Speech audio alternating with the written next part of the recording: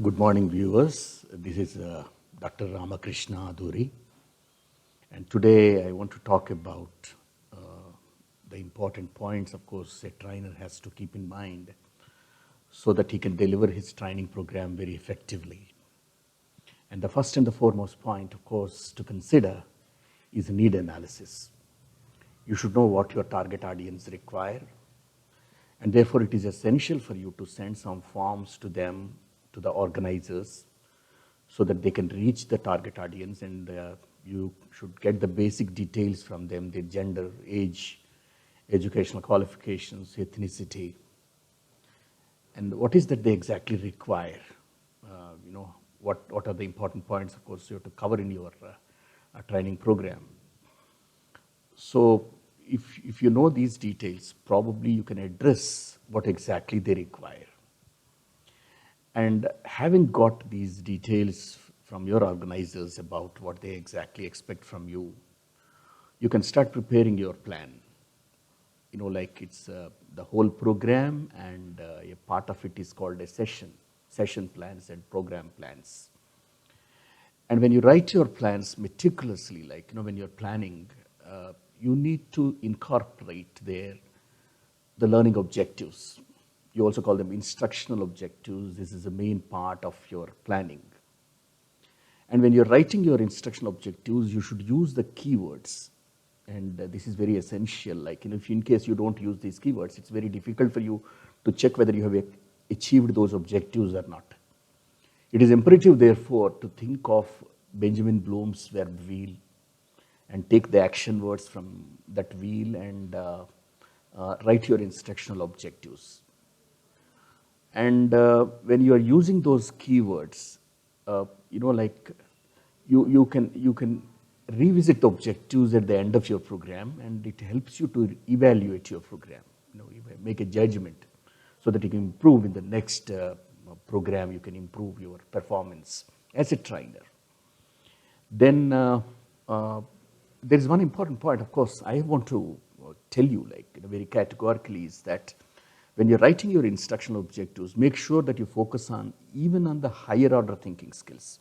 It is applying, analyzing, evaluating. Evaluating is about making a judgment, and finally creating a new product.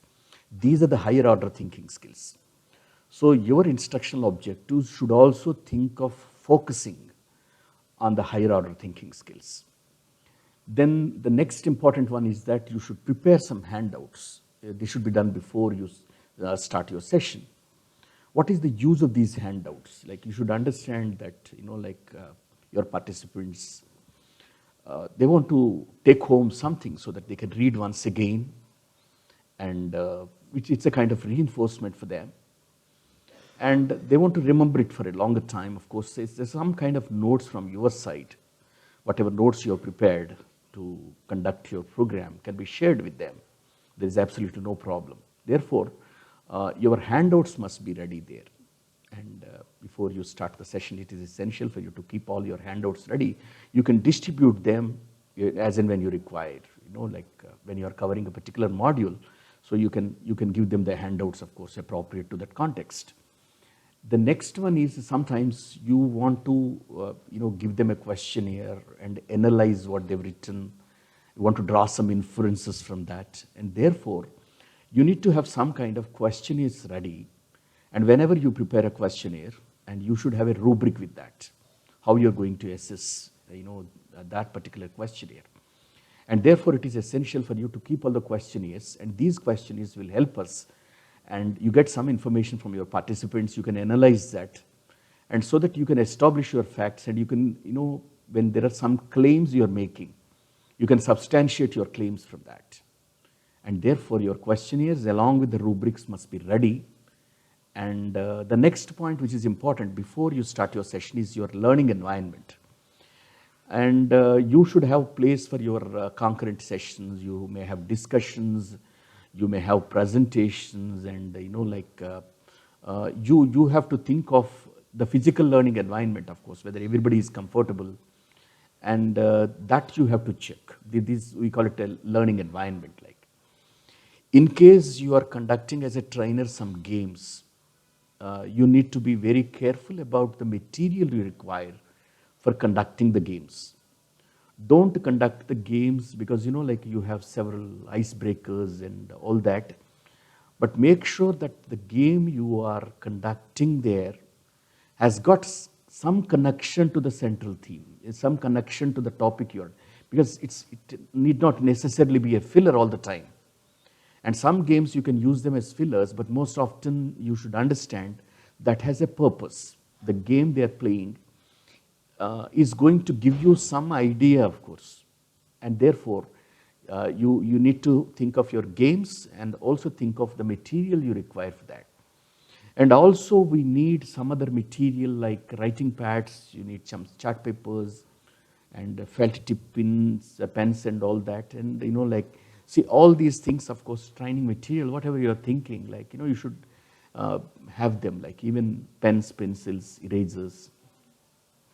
Sometimes when people get boredom, of course, you can think of having some chocolates there and all these things like. And before you are about to prepare your planning, what is essential is that you should think of differentiation. You can't think of a homogeneous group all the time, of course, because every time you have only a heterogeneous group. People come with different backgrounds, different perspectives, and different perception levels. And therefore, it is essential for you to think of how much to talk, how much to like give them an opportunity for them to view on the screen. And if it's something to be done, of course, with hands, and you can demonstrate and you can ask them to do it. So these kind of experiences you must provide, auditory experiences and visual experiences, kinesthetic experiences as a trainer. And this is what we mean by differentiation. And as the training session is progressing, you should be measuring the progress and achievement, of course, periodically. What is that you require, of course? This measuring is called assessing. So you need assessment tools, techniques, and strategies. Let me tell you that a strategy is that where to have the assessment. And technique is that what is that you are using to assess. Is it a quiz, or is it a discussion? Is it a written assignment, or is it any kind of the technique you are using? Suppose you are using a quiz. The questions you are using in the quiz they are called tools actually. So for this assessment, what is essential for you is that you need your tools, you need your techniques, and you also need the strategies, like where exactly you have to administer this kind of assessment. Okay. And the next one is when your participants are giving the presentations, and you should give them the feedback. Of course, you should have them those feedback forms ready. It can be written feedback, it can be oral feedback. Sometimes you can give them the feedback one-on-one basis, and sometimes you can give them the group feedback. So you should be ready with the feedback forms for the participants actually. Like then these days, of course, it's all the time essential to think of all the technology aids. You have a PowerPoint presenter you have got, and you have laser pointers, you have LCD projection, you have writing tablets, and your public address system, and sometimes there is one ambient light adjuster actually. Like these are all the things you should have a hold on, so that you can have the control on the technology aids. Therefore, it's essential for you to think of this before you embark on starting your training program. And it is essential to inform your participants whether you allow them to record, because sometimes once they start recording, that whether it's an audio recording or a video recording, you can't just give your objection at that time, of course, because beforehand you should tell them whether these recording is allowed or not. And sometimes they have a camera with them and they take the photographs of the slides you're using. It may be objectionable for you. Therefore, you should make it clear to all the participants, of course, that information must be furnished, whether you are allowing them to record or not, actually.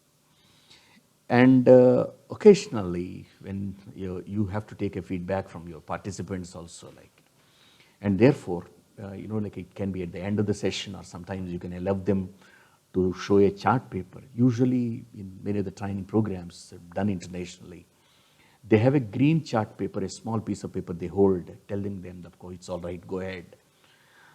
There is a pink color paper which says that it's not clear for me. Can you just elaborate, of course, the point you mentioned there? And, like sometimes they say there is an yellow colored paper which says that, please repeat. And I didn't get exactly the idea what you're talking about. So these are the ways of getting the, participant feedback, so that you can make accommodations there and adjustments so that your training program goes peacefully and all that. For any trainer these days, like when you go for a training program, it is essential for you to think of, reading some books, a number of books, of course. You should read very thoroughly, like you should take notes, so that, because some participant can ask a question, of course. So you should be able to answer that question. Sometimes they ask about a question about the veracity of the textbook, like they can have their own opinions, like, and you should encourage, of course, in case they have got their own candid opinion, like you should be able to encourage them, like. And sometimes you read some scholarly articles, sometimes you read the books, and you should have a list of them so that you can tell them, of course, these are the books I have referred before you, like start the program. It is essential for you to think of course, because the gamut of that, taking all the books, of course, into cognizance, which books are, being used there, like. And you should respect, of course, in case the participants are asking some questions. You should tell them, of course, whether you accept the questions then and there itself. Sometimes periodically you can allow them to ask questions, and sometimes you give them some time for the Q&A session at the end, like. And every time, of course, when you accept a question for them, you need not answer immediately. Of course, you can ask them, give me some time, I'll ask you a question a little later, like. And in the meantime, of course, you can give them some instances where they can reflect on that, and then you may not, of course, probably answer the question also, like, you can give them the clarity, of course, in some other form, like. And therefore, about the Q&A, like, it is all the time good, in fact, if you can inform them well in advance, of course, when you're going to hold that, so that they can seek clarifications, ask questions, and sometimes they can differ. There can be a discussion which can turn pretty hostile sometimes and all that, like, because they're all mature people. All the time, they need not be in consonance with what your ideas and all that. Like, in case you're handling leaders, it is advisable all the times to respect their ideas and all that, like, because the ideas need not conquer. Like, you have to respect the dissimilarities and all that. Like. And the next one is you should plan your breaks. Usually it so happens that in our training sessions, you give them a break of 10 minutes time, and they come back in 20 minutes, like it's every time it's possible, like, Therefore, don't think that your break is of only 10 minutes when you're planning. Of course, you should make an accommodation for that. And there remains some more time, of course, before they turn completely, they start trickling in and all that. So make an accommodation for that, of course, a little more time than actually the stipulated time what you're thinking there in your plan, like. And the most important thing is that when you give them a break, of course, make sure that you have your supplies ready. You are supplying some, say, tea, and the tea must be ready there when you give the break. Or maybe you're giving them some biscuits or whatever it is. Like, make sure that your supplies are ready there before you're thinking of giving them a break and all that. Like, so you should have some helpers and volunteers there, so that who can guide you, of course, when exactly the break has to be given. Like, and you see, in most of the conferences, of course, which are held outside, like, training programs, workshops, or whatever it is, like, they mention the temperature of the hall, because, like, some people may be not very comfortable, of course, because, sometimes they're very close to the air conditioners and all that. The temperature may vary. So there must be, the temperature of the hall must be acceptable to many people. Like, they can change the places to some extent, but on the whole, of course, it's essential for you to mention the temperature and the humidity. You can mention them the humidity, whether it's 40%, 80, or whatever it is, so that, they're ready for that. Okay. And sometimes, like the projector illumination, which is normally measured in ANSI lumens, like, So if you mention the projector illumination to all the participants well in advance, of course, when you're giving them the first information leaflet when you're giving, and some people, they don't want to be too close to the screen because, that's not very comfortable for them. They want to sit at some distance because sometimes it is too dim for them. They can't read the text and all that. Therefore, they must be comfortable. Initially, you should tell them, of course, this is the brightness, ANSI lumens, it's measured, the projector illumination. And most important, of course, you can't afford to forget is the sound system. And in case you got speakers and your participants are too close to that, it's very got jarring effect on the ears. It's very unpleasant for them because they're too close to the speakers. Sometimes if they're away from the speakers, the voice may not be audible. Therefore, the intensity of the sound is that such that it in all the corners of the room and the hall you're using, the sound is audible, and it's pleasant and does not have any kind of jarring effects and all that. And in case you take care of all these things, and the lot of preparation is required when you're making your session plans, program plans and all that. The planning must be done minute to minute. And when you're conducting the sessions, of course, you're the supreme commander in the hall. And I hope you can do, if you take care of these things, probably if your planning is meticulously done and you can have flawless execution. And at the end of every program that you have conducted, it's good you can evaluate, what went wrong and what went according to the plan. And sometimes we have critical moments, sometimes we have magical moments. We don't plan, we do it well. Sometimes we plan, we don't do it well and all that. All the real-time environments, what we encounter, of course, is helpful when you talk about your next program. Every time, of course, we should understand that experience makes all the difference. And it's wonderful, in fact, as you grow, conducting training programs, so many training programs with diversified audience, you get experience, actually. And therefore, right from the program onwards, it's not that you are successful in all of them, definitely not. But it's good, of course, in case you have got some kind of learning from each of the programs you're conducting. Thank you so much, and see you some other time.